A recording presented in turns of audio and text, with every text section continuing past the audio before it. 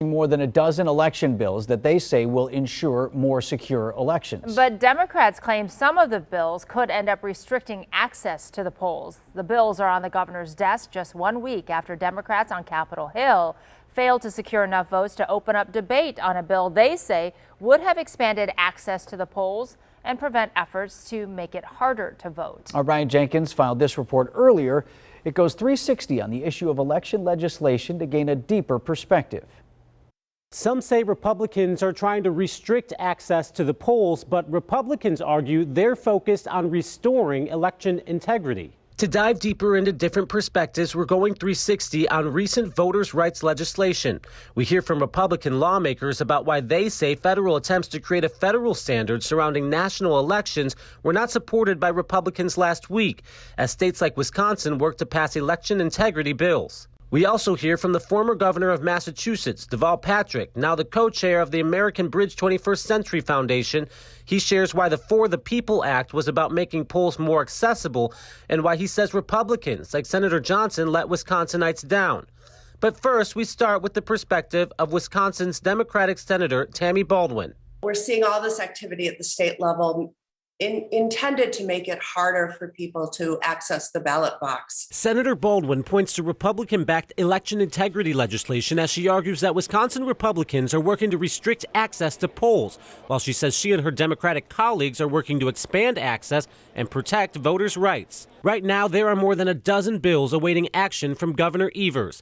One would change the rules for voters in nursing homes, no longer allowing staff to assist residents in the process.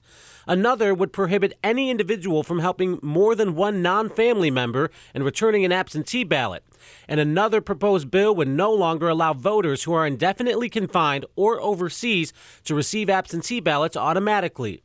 Then there's the federal legislation. In many ways, this bill would help create national standards for the conduct of federal elections that would prevent these type of efforts that are focused on making it more difficult for people to vote. The For the People Act, which Republicans filibustered last week, would have created automatic voter registration and would have expanded access to early and absentee voting.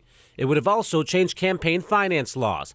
In a statement to TMJ4 News, Senator Ron Johnson called the bill a monstrosity, saying in part, quote, Republicans want to restore confidence in our elections by making it easy to vote but hard to cheat. It seems like Democrats primarily want to make it easier to cheat.